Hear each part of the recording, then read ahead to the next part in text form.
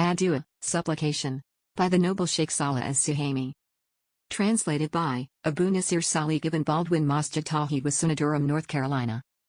In the name of Allah, the most merciful, the bestower of mercy. Verily, all thanks and praise belong to Allah. We praise Him, we seek His aid, and we seek His forgiveness. We seek refuge with Allah from the evil of our own souls and from our wicked actions. Whomsoever Allah guides, then there is no misguidance for him, and whomsoever He leaves to stray, there is no guidance for him. I bear witness that there is no God worthy of worship except Allah. He is alone, having no partners.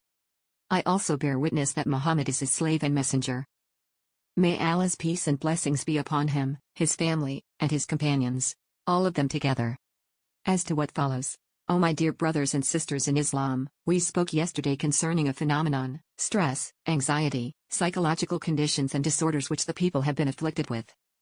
We also expounded upon its reasons. From an individual's weakness with regard to his devotion, connection to Allah the Mighty and Majestic, weakness of faith, clinging to other than Allah, glorified is He and Most High, and whatever is like that from the various reasons.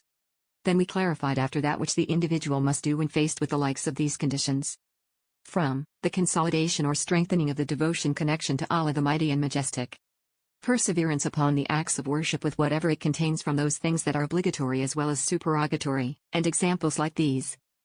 From the means which is befitting that the Muslim seeks refuge with it, after seeking refuge with Allah, glorified is He, and Most High, along with cautioning against procrastination, avoidance, or reluctancy from the remembrance of Allah the Mighty and Majestic.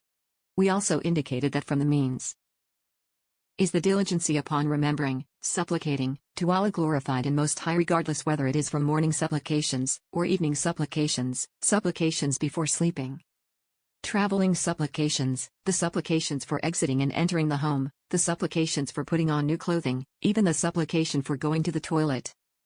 Meaning, upon entering the toilet area and exiting from it. Even in a situation where man has a desire to lay down with his wife, be intimate with her. For indeed, these supplications are a great fortress and protections for whoever receives Allah's success, glorified is He and Most High, and he follows upon the method of the Prophet, peace and blessings of Allah be upon him and his noble companions with regards to that. I have prepared for you a speech regarding a great affair. And it is none other than Is Dua Supplication.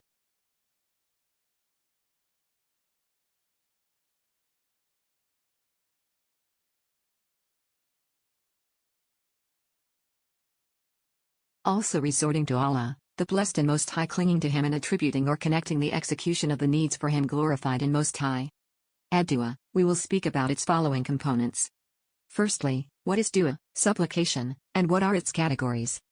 Secondly, the conditions for the acceptance of supplication. And thirdly, the benefits of supplication, and its etiquettes. So therefore, I say with all Allah's all success.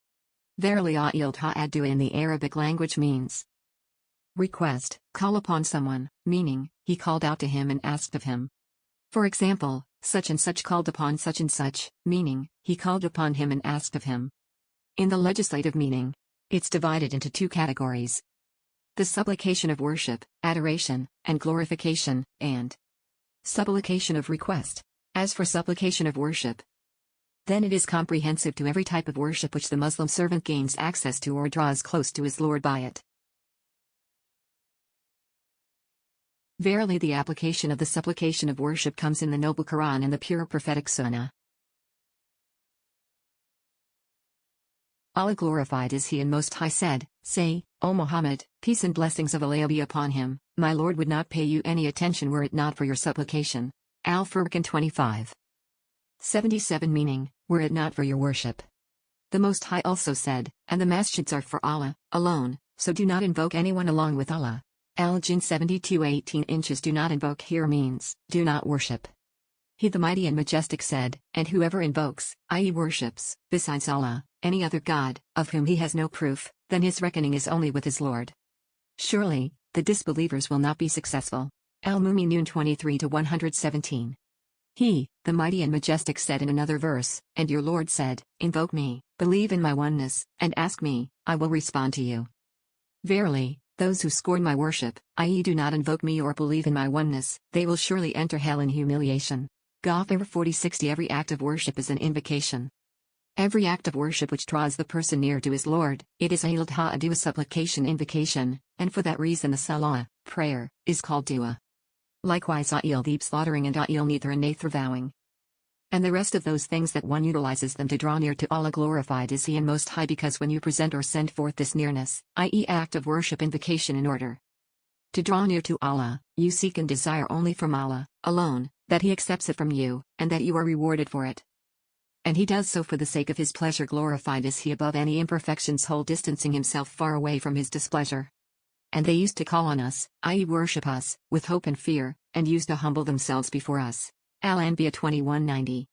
And the second category, the supplication of request or the asking invocation. And it is the turning of one's attention toward Allah, alone, glorified is He and Most High, with a request that brings about some good, or repels some evil. And it is the more specific types of worship. Rather, it is the essence of worship. We've already mentioned the type of supplication which carries the meaning of worship. It has been substantiated by verses from the Noble Quran and authentic narrations of the Prophet, peace and blessings of Allah be upon him. From the narrations is the statement of the Prophet, supplication is worship, and this narration is authentic. Also in another narration where the wording in it is, supplication is the essence core of worship, and the meaning is the same. Meaning, verily Dua supplication or invocation, all of it is worship of Allah. And the most dangerous matter which the feet slide into error regarding it, i.e. the most dangerous matter people fall into error regarding, and which the understandings and intellects deviate regarding it, and erroneous beliefs have increased in it. Indeed, it is none other than supplication. Therefore, some of the people resort to the dead inside of his grave, while he attaches himself to Islam. He resorts to or seeks refuge with the dead inside of his grave, then he asks him, the one in the grave, to provide an outcome or fulfillment of his needs, the removal of his worries and troubles, as well as the removal of unrest and nervousness. Are you paying attention, O servant of Allah? For this reason, verily supplication is magnificent, and it has conditions in order for it to be answered, because many of the people say, I supplicate, and supplicate, and supplicate, but I never receive an answer, and this is due to the absence of fulfilling the conditions, complaining that it's taking too long for the answer to come, becoming hopeless, and the likes of this. The first condition of supplication: sincerity to Allah, glorified and Most High, meaning that one does not supplicate to other than Allah, he doesn't ask except Allah, nor does he sacrifice slaughter except for Allah.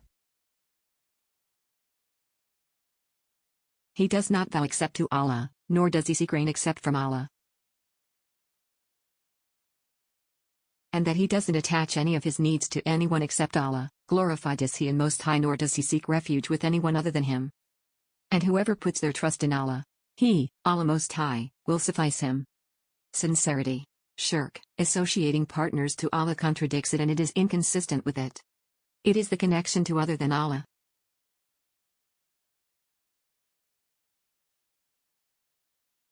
Like supplication to the dead as well as to the living, to inanimate things, such as vegetation, plant life, or trees and rocks, or the earth, soil and mud, or the angels, prophets, or examples like this.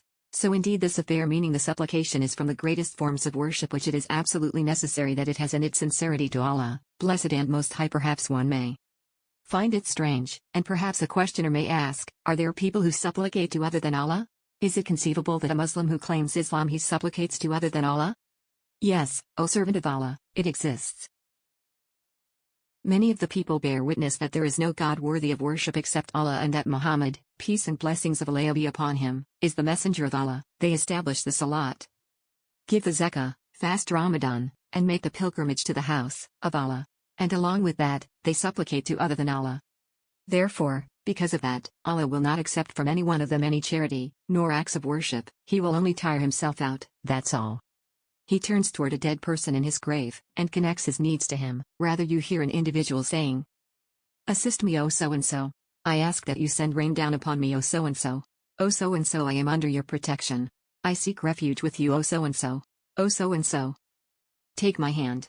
And they ask all of this from created beings, whether they are alive or dead. Yes, it is a fact that people attach their affairs to other than Allah, and they do all sorts of good deeds, but they destroy them. Like she who undoes the thread which she has spun after it has become strong, so the person supplicates to the dead person in his grave, where he can't even move. He cannot benefit him nor harm him. Rather, the individual harms himself by calling upon him as opposed to calling upon Allah glorified and Most High, asking him for assistance and children. And he asks from him what should not be asked from anyone except Allah the Blessed and Most High. Allah, the Mighty and Majestic said, refuting this type of individual,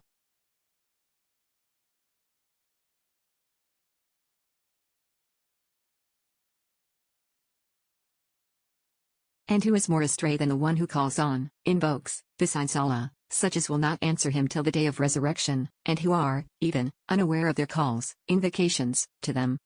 1. And when mankind are gathered, on the day of resurrection, they, false deities, will become their enemies and will deny their worshipping. Al-Ahqaf 46. 5-6, and he, the Mighty and Majestic said, and those, whom you invoke or call upon instead of him, will not even acquire, the thin membrane of the date stone.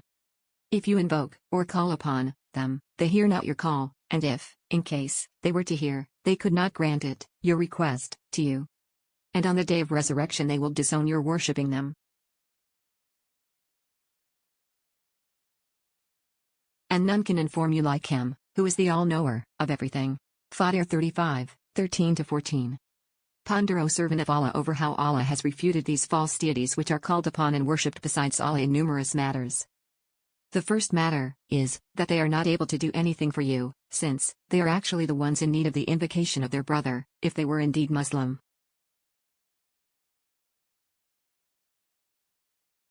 Then how about requesting from someone, who he, himself, is in need of supplication? How is he sought out with refuge, and called upon besides Allah?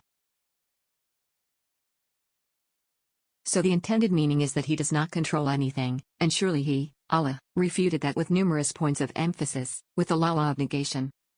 And including the pronoun of emphasis whoever it may be, and due to the negation, only, of a thing which has already been mentioned and it is acquire. So there are 3 points of emphasis. Then after that he confirmed it with his statement, if you call upon them, they hear not your call. Firstly, no one controls anything except for Allah. Secondly, if you called upon them from now until the day of judgment, then surely they cannot hear, and you cannot hear whoever is inside of the graves. No matter how much you call or whatever your call may be, verily they will not hear your invocation. Nor are they aware of what you say. Then he said, and if they were to hear, they could not answer you. This is assuming that if they were in a position to hear, able to hear, the invocation, then indeed they lack the ability upon answering. If it is that they are devoid of something, then they cannot give it. Translator's note, footnote, 1, Surah Al-Ahqaf 46-5-6. V.46-5, Raf. Footnote of, V.2-165. 1, V.2-165, narrated Abdullah the Prophet peace and blessings of Allah be upon him said one statement and I said another. The Prophet peace and blessings of Allah be upon him, said, whoever dies while still invoking anything other than Allah as a rival to Allah, will enter hell, fire. And I said, whoever dies without invoking anything as a rival to Allah, will enter paradise. Sahih al-Bukhari, Volume 6, Hadith number 24.